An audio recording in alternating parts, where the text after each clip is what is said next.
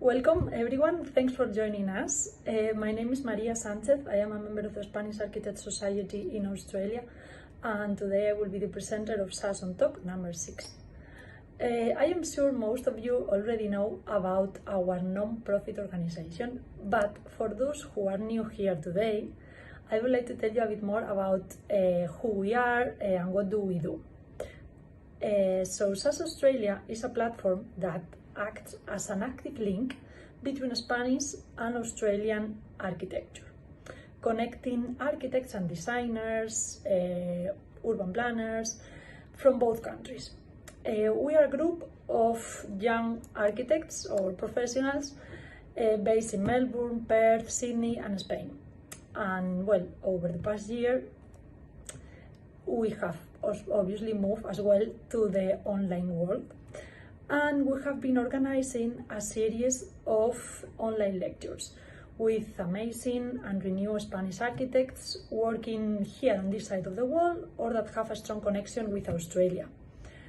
If you want to know a little bit more about us and our upcoming talks, please follow our Instagram, Facebook, LinkedIn pages. You can also watch this series of talks that we have been doing over the past months online. They are all safe on our YouTube channel. I would like to take the opportunity to thank the rest of the SAS team behind the screen. The Spanish Embassy is our major supporter, the Cervantes Institute, and obviously Inés, our speaker. It's a pleasure having you here with us tonight. So Inés is joining us from Sydney. And before I tell you about her, I would like to encourage everyone to write down your ideas, thoughts or questions for our guest on the YouTube chat next to the video, and at the end of the talk we will go through them with Inés. So Inés Benavente Molina is a Spanish architect and town planner, and she studied at the Technical University of Madrid. ETSAM is the name we all used to call this place where I have the pleasure of attending to a few years back in Madrid.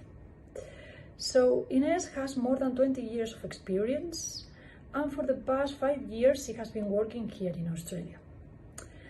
Before she moved to this part of the world, she had her own practice in Spain, in Segovia, if I'm not wrong, and now she's a tutor of the University of Sydney, the University of Technology in Sydney, and she's the delegate in Australia for the Spanish Institute of Architects, the Madrid Chamber, and the Architectural Activities Coordinator at the Cátedra Cervantes of the Cervantes Institute.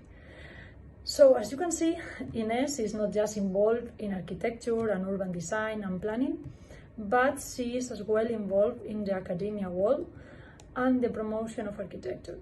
Please welcome her. She will be sharing with us tonight her professional experience and learnings. Thank you, Inés.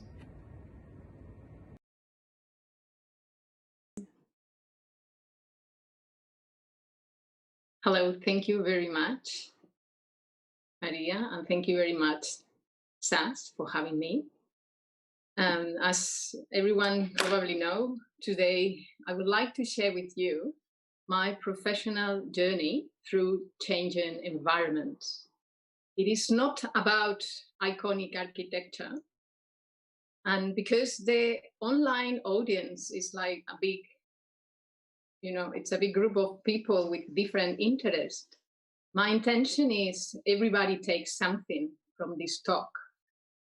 The presentation, I'm going to explain this journey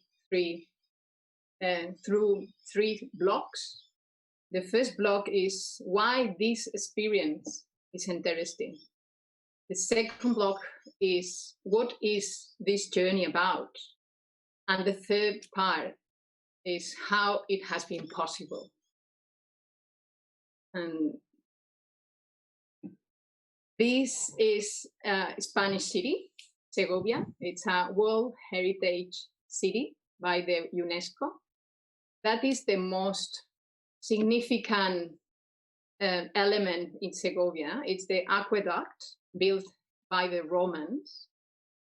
Segovia, it's a heritage city, not just because the aqueduct, it's also because the old city. It has a Gothic cathedral. As you can see here, it has also a castle. And the old city, it's a walled city, walled, surrounded by the wall. Another important element in this special city is the natural environment. As you can see here, how the old city is absolutely surrounded by an amazing nature. 10 years ago, I used to run my own firm, and I got a commission for the city of Segovia for work in this natural environment. I was awarded with a project for restore one of the river shorefronts, that river part of the city, the Desma one. The project is 10 hectares, and the commission was really clear from my client, from the council. We had to restore the industrial heritage across the river. Also, it was super important at the same time preserve the ecosystem and the nature. And the third aim in that project was to create accessibility in some parts of the riverside that they were completely inaccessible at that time, in order to create a continuation with a previous existing path, which runs around the entire old city. As you can see in this project in red, in our scope was the restoration of a few mills and also the restoration of 5 dams across the river. The nature in this part of the city is absolutely stunning. And this image is from the original before we did our work. And as you can see, it's impossible to access to that one. There are no path, and also the water is against the rocks. Part of the mills and all the heritage across the river was in terrible conditions, and there were also safety issues in regards of the maintenance of the heritage itself. And the first challenge we got in that project was to address the new regulations, how the regulations need to be applied in a heritage. It's a big thing. And in that case, there were a European regulation that was super clear about the European regulation, which is a framework for maintain the diversity and also the continuity into the diversity. It was clear about not allowing to consolidate any barrier in a riverside, which was a big challenge for us because the council asked us to restore 5 dams, and the European Union regulation said, no, we are not going to allow you to create that barriers. Of course, when you have to deal with these challenges, you have to be creative.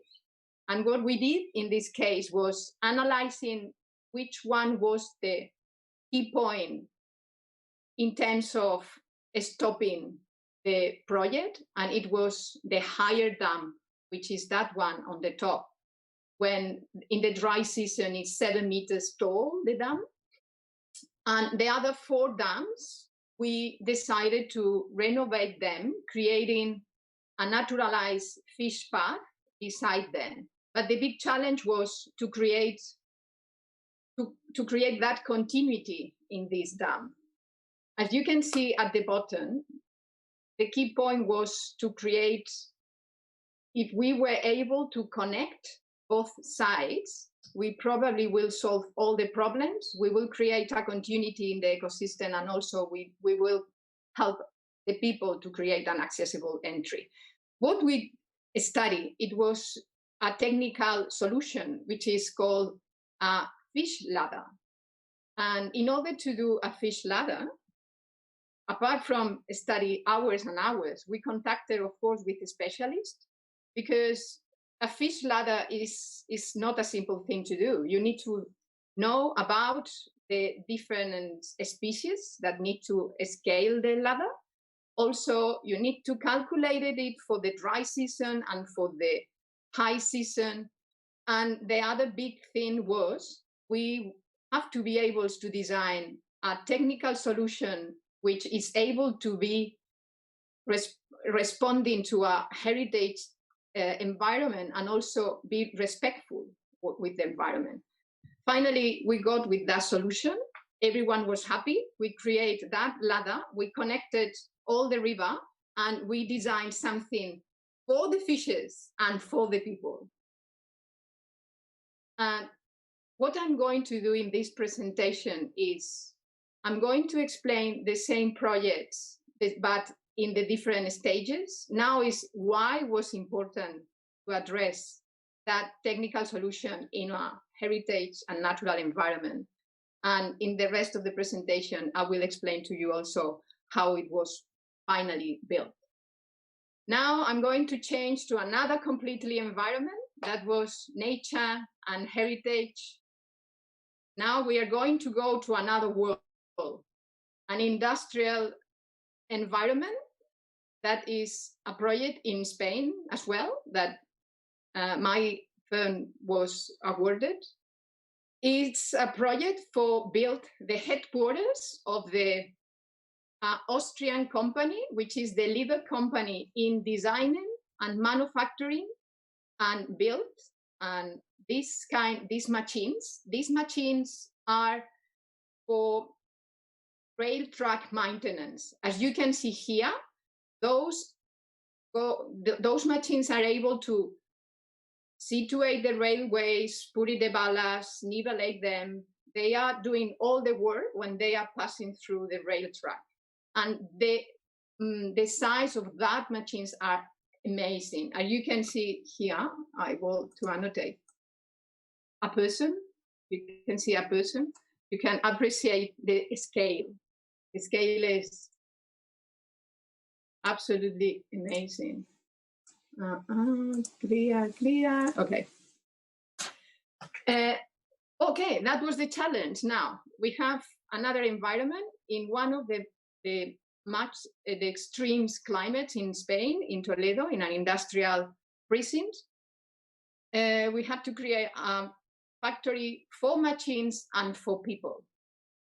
Here, the key was the workplace. And for us, the key value and the principle we really like to do with this project, it was to design a human-centered building, create an environment really focus on the comfort of the workers and the well-being of the workers. It's common known that in industrial environments, usually the buildings are designed for be super efficient with the machines or the goods they are producing and manufacturing, and sometimes the human values or the well-being of the workers, it goes in a second priority. In that design, we thought, let's do it the other way around. Let's concentrate the design and design a building with human-centered values, applying at maximum passive architecture in order to create an envelope which is much more efficient for everyone. And also we learn from the vernacular architecture in the zone that the courtyard is one of the key elements to maintain in balance the comfort and also can regulate the temperature if you use it with an important element like a landscape.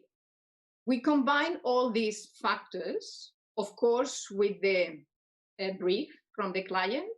The client was absolutely committed with the environment, and also because it is their headquarters, they clearly understood that as much effective and as much passive solutions I implement in my building, I will be rewarded for them, because I will pay less bills, I will maintain a healthy environment, and my building will be much more efficient.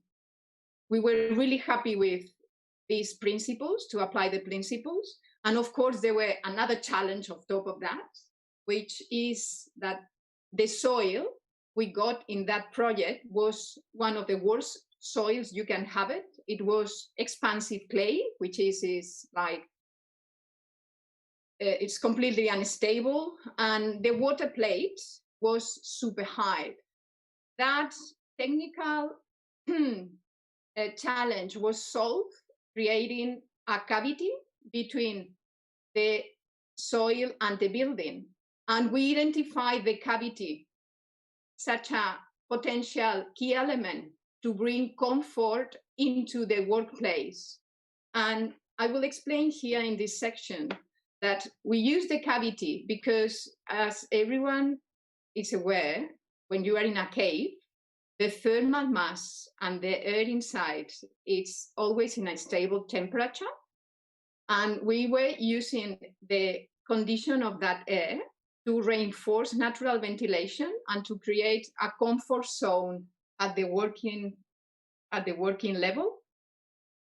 Also, we create these little boxes for create this air exchange with the cavity and the part where the workers were working. And also we connected with the roof to use also these boxes as supplementary sucking elements if the air in the normal working process needed an extra subtraction of the air. Apart from using the cavity to create this temporary situation, we implemented a special radiator that they were acting on the slab, heating the slab, not heating the people, not heating the machines, and just the radiation from the slab was creating an optimal comfort zone for the workers. In order to reinforce not just the thermal comfort, in order to reinforce and help them to be in a safe and much more healthy environment, we implement a couple of special skylights that in that facility, 70% of the work during the year is done without electricity, is just with natural light. Another element that we included into the halls for making to the workers a better environment, it was a connection with the landscape. In most of the bays where the worker was doing the job, we designed vertical windows straight connected with a special landscape, because when you are working in a high attention matter and you need to rest, one of the best ways to rest is looking out and have a fast sight. And we also taking all that in consideration for them to have this sense of connection with the outside. That was the different active solutions that we implemented in the factory. And also that building has a office building, and the office building, because works differently, in that case, renewable energy were applied for the climate. And that project, it has currently the larger horizontal geothermal installation in Spain. Another important element that was design in that project, it was the engagement of artists in order to celebrate the work and the technology that is done in this factory. This artist designed these 4 murals. The artist is Manolo Campoamor. And the workers were really happy, and they are extremely, they celebrate their work every day. And this, bringing the art into the factory, what has created is a sense of place and also a sense of uniqueness. And it was a really successful idea, and everyone is celebrating every day the art in the place. And that is, as you said, another completely different project, another completely different environment, and also we use the challenge to the place to create a healthy workplace for the people who is going to use it. Now, another example. This is Australia. Is another continent, another world, and if you will, and probably will be people from Spain, people from Australia. That is the Australian sprawl. It's like the suburbia, as you can see, small city town with a big housing residential spread. That project is it's a project I was leading in Australia in HDR, which is it's an Australian firm as well, but it's a global firm originally from the United States. And the project we had here, we designed in this project not just the buildings, we also designed the master planning for the project, and it's what I would like to share with you in why it's relevant. Eastwood, that neighborhood, it's all about food. If you go to Instagram, you will see that Eastwood is all about food. It's all about celebration.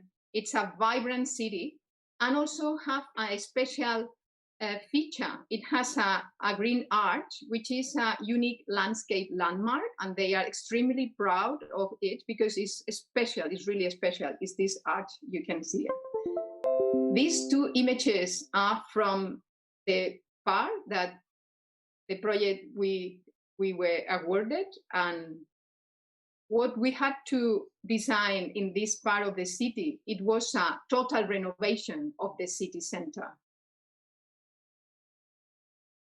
That is the green arch.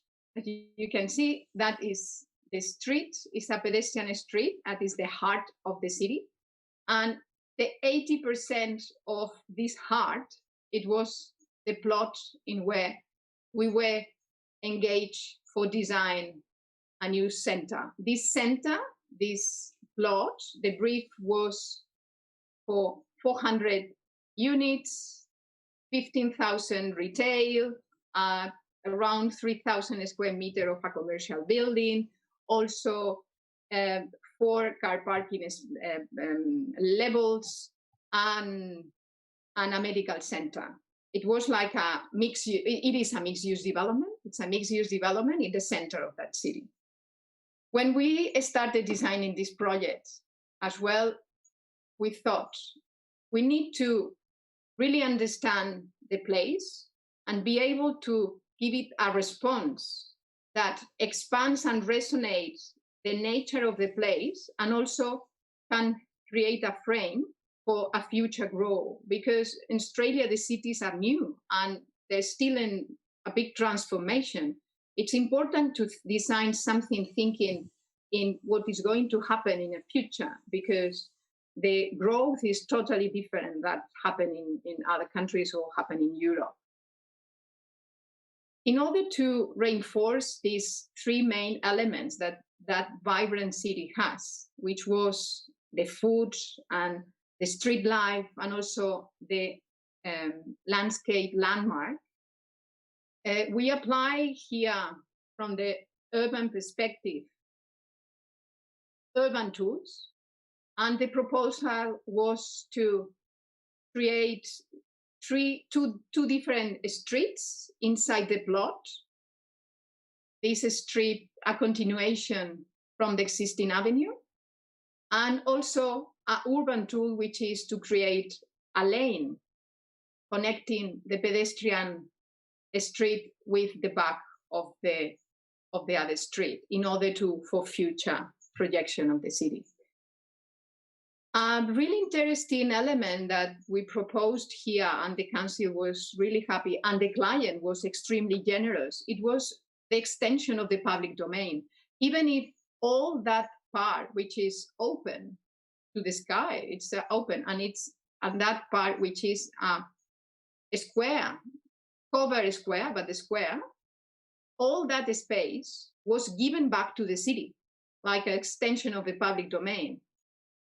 And an interesting element also we included here, that in that square, which is a cover square, but it's not a building on top, we designed here, we have designed here a hanging garden in order to complement the other green arch, which means you have the green arch, and now we are creating another landscape feature in order to reinforce that soul into the heart of the city. This project has the approval, the current approval. I worked in this project for 4 years. It's a really big project. That is a really schematic design, but the project itself is almost done. But what I would like you to remember from these 3 examples is how these 3 projects are examples of adapting different concepts into different contexts. Is the idea I would like you to remember from here. Now, talking about what is this journey about? What is this journey about is, across my career, I've been leading projects. I've been being a team player. I've been up from at the backstage. I've been a designer. I've been a manager. And now I'm an educator as well, a fund seeker, a facilitator, and today a speaker. What is the journey about is that architecture is not just buildings. Architecture, as you saw in the previous projects, it's also ecology. It's also urban design. It's also industrial. Architecture is a wide discipline. That is Eastwood again. That is recreation about the project from the Green Arch you saw before.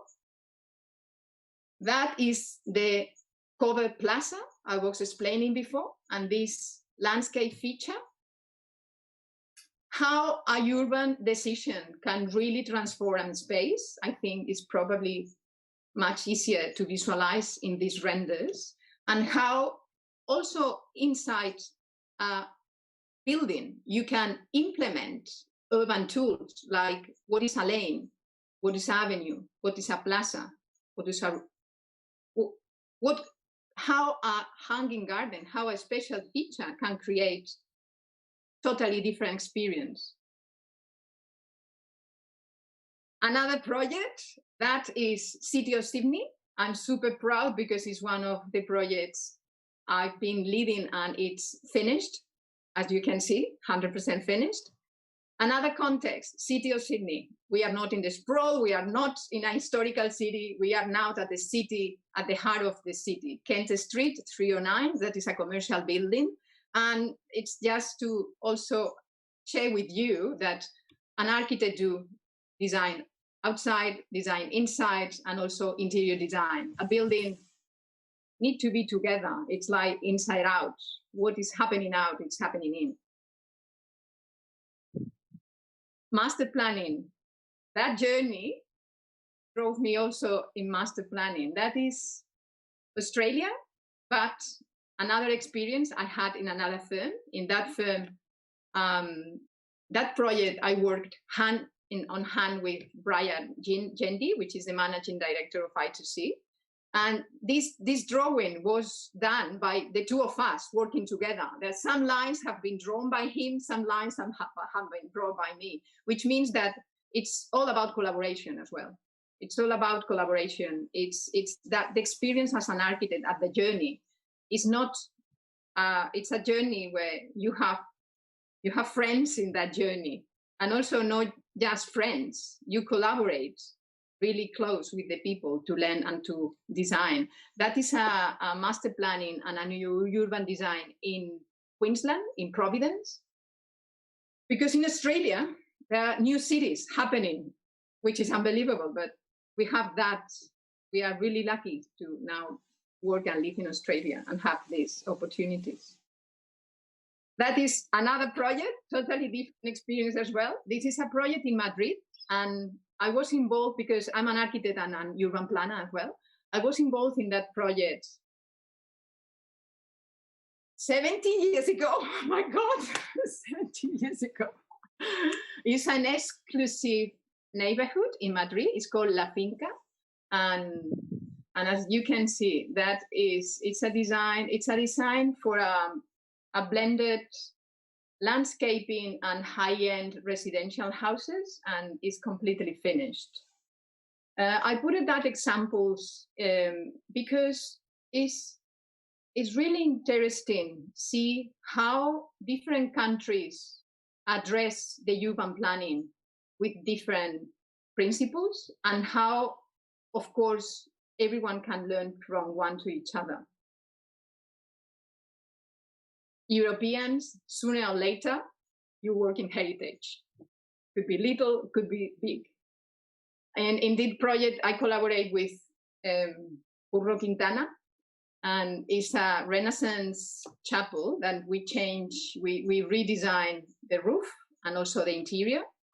And I brought that image here. I'm bringing this image here because in the journey of in a professional journey, you sometimes don't remember some of the elements you have in your luggage.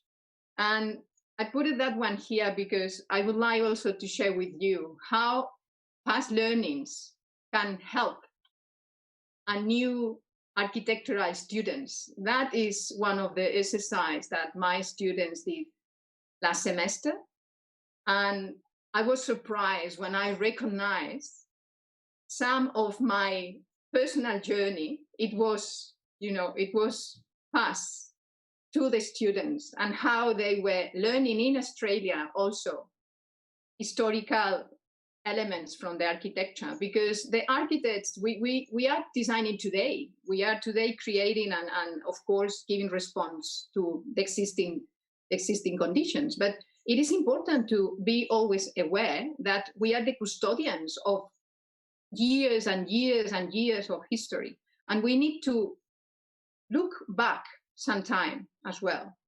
It's important to be aware about the past and the present. Apart from education, that I've been involved in education for the last 4 years in Australia, and it's my passion. Another passion I have, and it happened, I think, over the years, is how architects can really communicate what we do, how we can communicate what we do, and how we can create liaisons and learn one for each other. When I came to Australia, I was for 5 years the correspondent from the Spanish Institute of Architects, Madrid in Spain, in Australia, from the Spanish Institute of Architects in Australia. And because of that, we thought, let's try to build bridges between us. Let's try to collaborate. And I was with my partner in crime, who is Eva Rodriguez Riestra, organizing, it was the 40 days of Spanish architecture in Australia, and it was a cultural event. And it was, we brought the Spanish Bienal Pavilion, who won the Golden Lion, which is the maximum award for exhibition in architecture, in order to create that links and of course, like open conversations. that is just to show you that architecture is not just buildings. That was in the Tinshed Gallery in Sydney, and there were activities in Sydney, there were activities in Melbourne. That was unbelievable. For me, it was really rewarding, because it's important how you can share your experience, and because the university were involved, also the student had the opportunity to see all the exhibition that was in Venice. And it's important also, sometimes people can travel, now one can travel, but sometimes it's better to bring the knowledge to the place instead to expect that the people will go to the knowledge.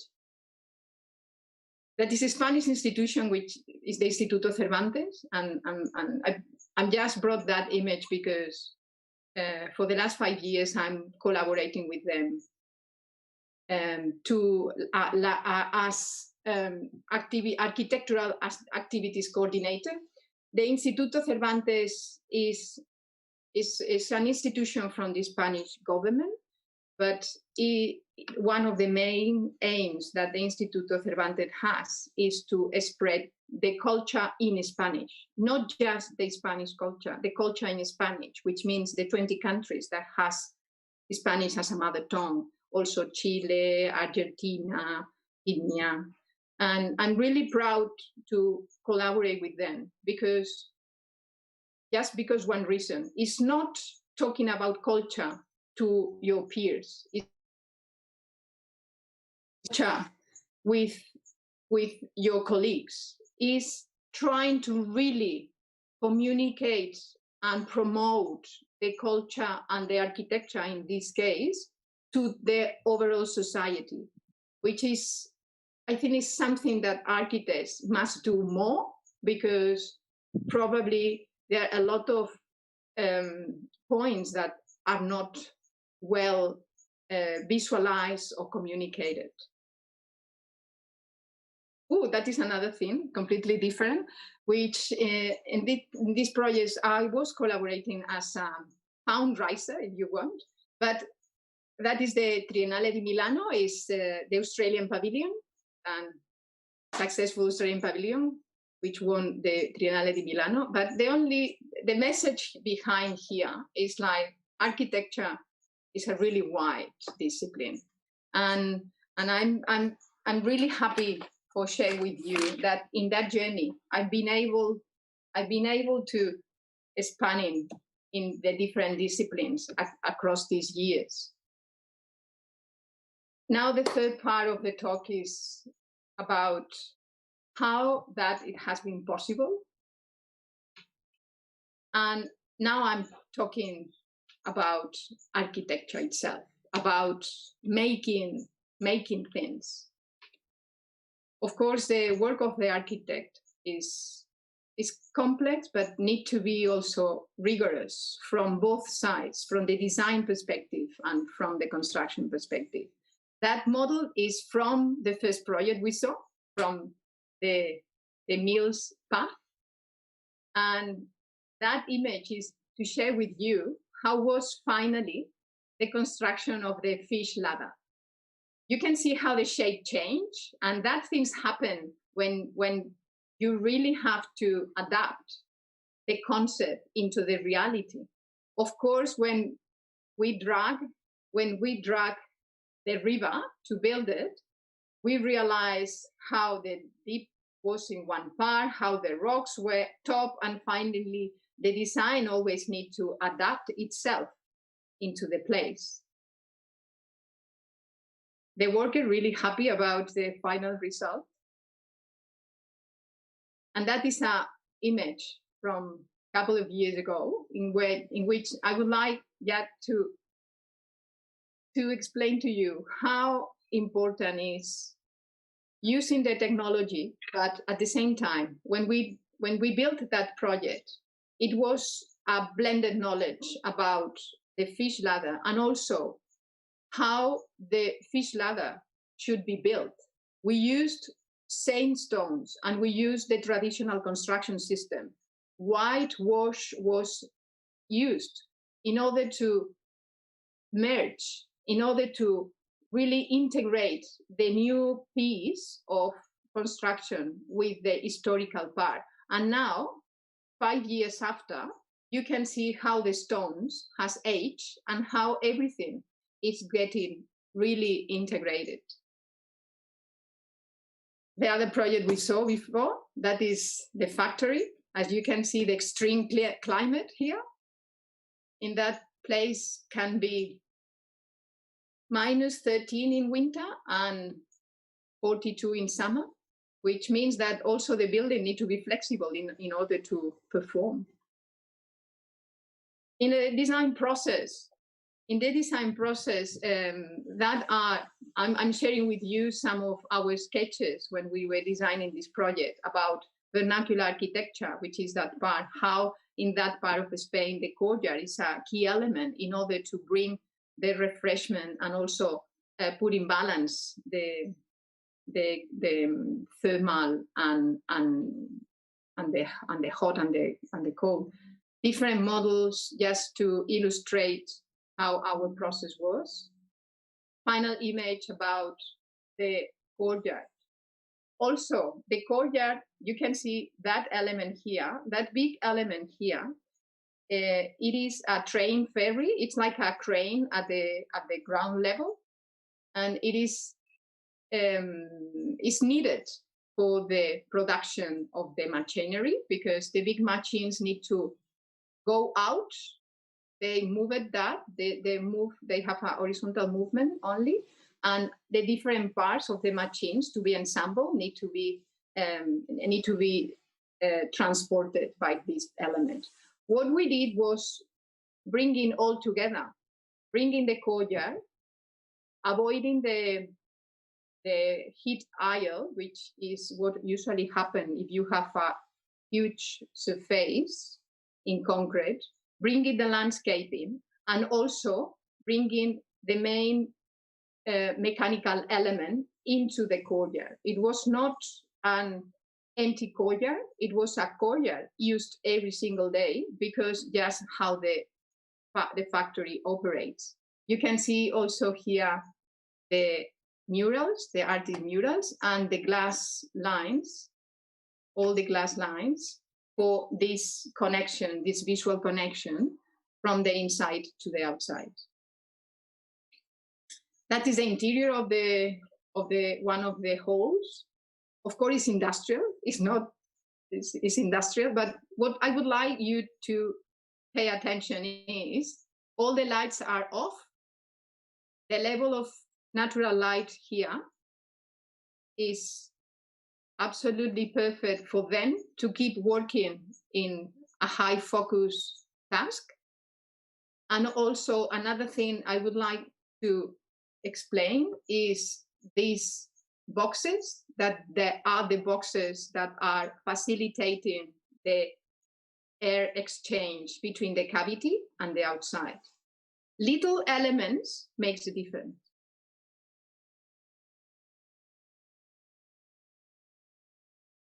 This is just the last project I'm going to share with you, because it's the first building I built in Australia. And it is a retail, it's a retail facility in Victoria, in Cranbourne North. But it's also reflecting how I understand the architecture in terms of the honesty of the construction, in terms of the relationship with the outside, in terms of the simplicity of the materials. It's a series of 3 buildings, and how just creating little movements in the master planning, you can create a much better environment and experience for the people who is coming to that place. Simple details. And yeah, and what I would like you to remember from this third block is like method and rigor in both, and in design and construction, are essential, at least I think, to create good pieces of architecture. That is the end of the talk, but I would like just to summarize a little bit the three main concepts that I think, sometimes I think my pronunciation is pretty Spanish, concepts. And yeah, the three main concepts is that this is a journey where adapting concepts into different contexts. In that journey as well, it's about spanning in different disciplines and adapting. And the third key message that I would like to summarize as well is that this need to be done, how need to be done, with method and rigor, both in design and in construction. And this journey, it doesn't finish here. And there is another thing I would like to share with you, which is that space. And I don't know if you can identify that is the mill spa, But a beautiful thing, one sec, I'm going to check if that works. That it's something that I just discovered. Can you see it? Not? That is a thing that I just discovered when I was doing this talk, when I was preparing this talk, that you never know when you design something, how the people is going to embrace. You never know how the design itself, the landscape, the building, the city, you need to design something flexible for future life. And what I discovered preparing this talk, it was like the Senda de los Molinos, which is the mill's path.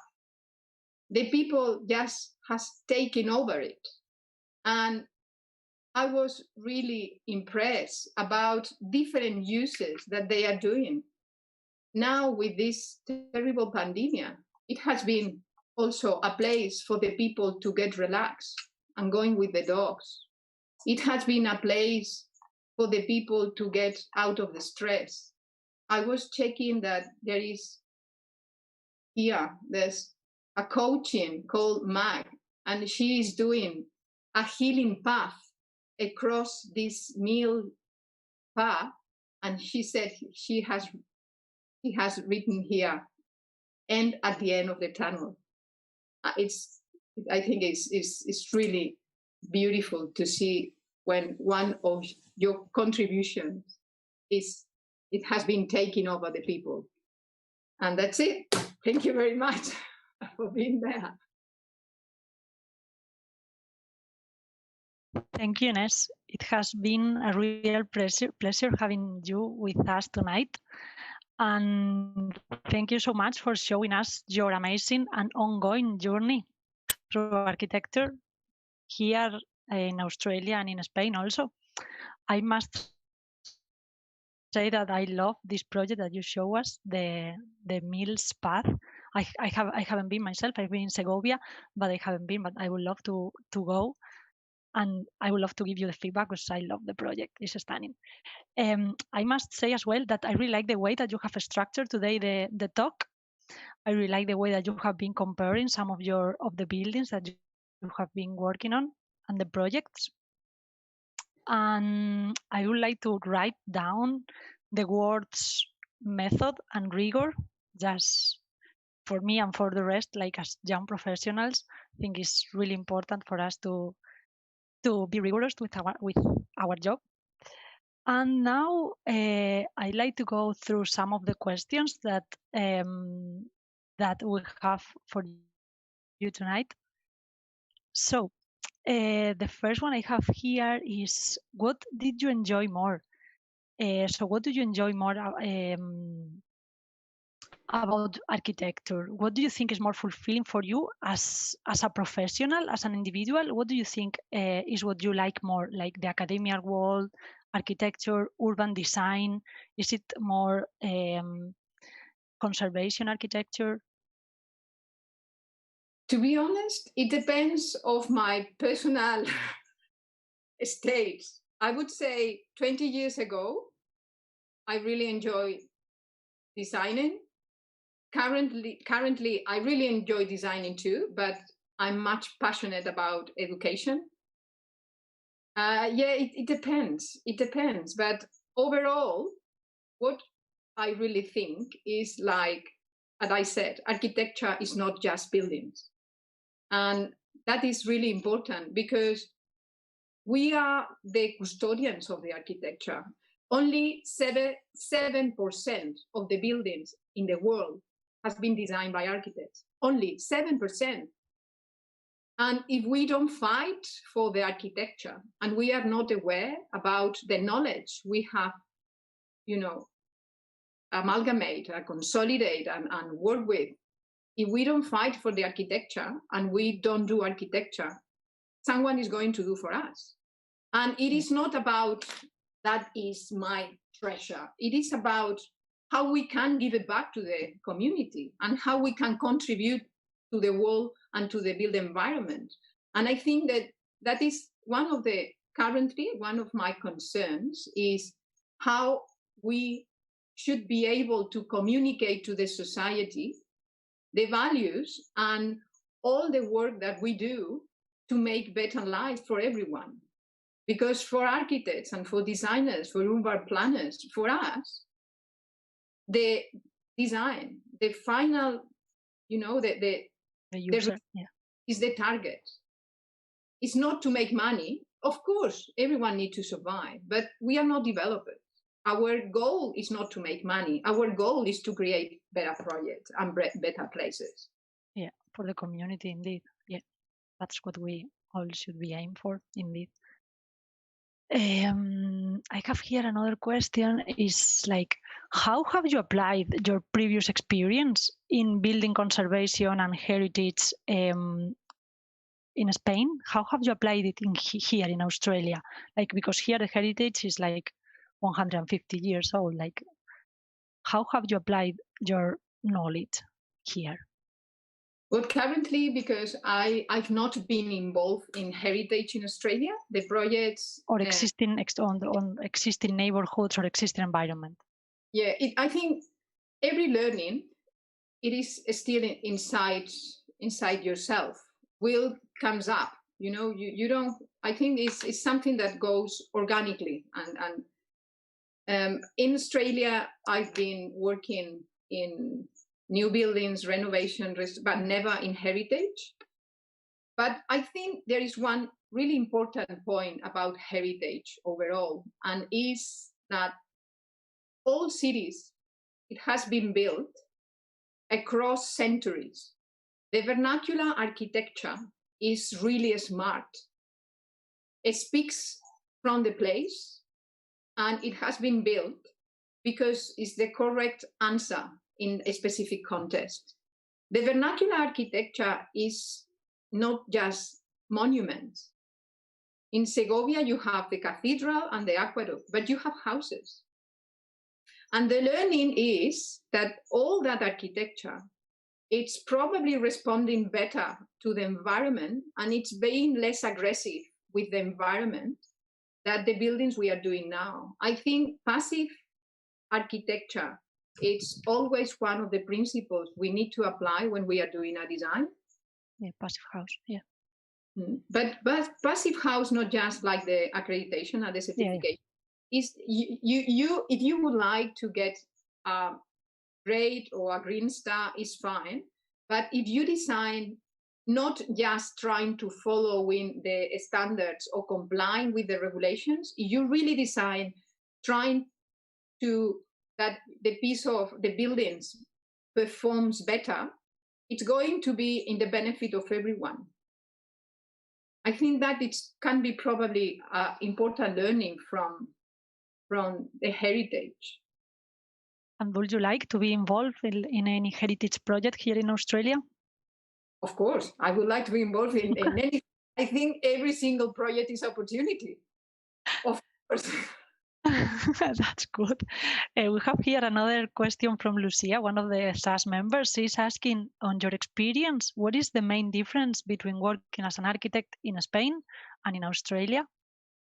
There is a big difference, and it's not only one. The main difference is the role. In Spain, the architect has a wide role. In Spain, the architect responsibilities are much more bigger, and the liability is bigger. The risk the architect takes is bigger, but at the same time, it's the director of the show. The architect runs the show. In Australia, the architect sometimes is just the design consultant. And the problem, in my opinion, is that when you have a complex project in where there is a huge consultancy, there is a lot of consultants involved, there is a lot of specialists involved, and the architect is just one more, the project is not the best project that could be. It's an amalgamation of different decisions, and everything is compromised. It's harder to have a unified vision. Yeah. I think that is the main thing. Yeah, it's completely different. Yeah, I know what you mean. And then, just as you said, the word design architect. So, as a design architect, which one will be your dream project, and where would you like to do it? Like, if you had to choose. No, I don't. I like everything. It's the opportunity. I'm serious. I don't like the opportunity. I don't mind to do something that no one knows that is there. The means path. No one, the people love it. It's so vibrant. It has been even a healing space. But I think none of the person that it's enjoying it is thinking that there is an architect behind. It doesn't matter. The important thing is to contribute. Yeah, it is really important. Like contribute, like. Yeah, definitely having the passion, and as you said, with method and rigor, you should be able to deliver a good project for the community. Yeah. I started the talk saying that it's not about iconic architecture. I'm not one of those. I can't. I don't feel comfortable. I'm another kind of architect, and it's good because it's good. Need to be everything. Yeah, we can't be building like project as that one that you show us, like La Finca, so well known and iconic.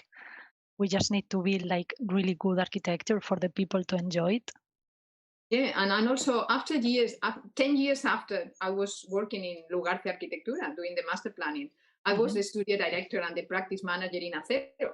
And I did a few of the houses in La Finca. I know that La Finca from the inside, from 10 years before and from 10 years after. But and on purpose, I didn't show any of the houses that are iconic architecture, because it's good. It's fantastic. A city needs a little bit of everything. Yeah. It is just like, I don't feel comfortable in that kind of.